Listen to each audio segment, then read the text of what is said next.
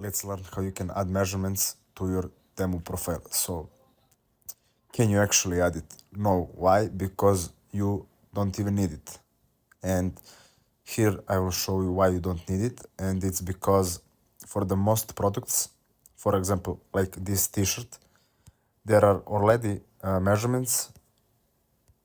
For example, as you can see here, so you have size, you can have standard or AU, and here you can select your size, and it literally says right here. So waist, height, comparison. You can also go to size guide and click on size recommendation. So here you can measure yourself and you can just measure waist size, and when you're done you can just click on submit.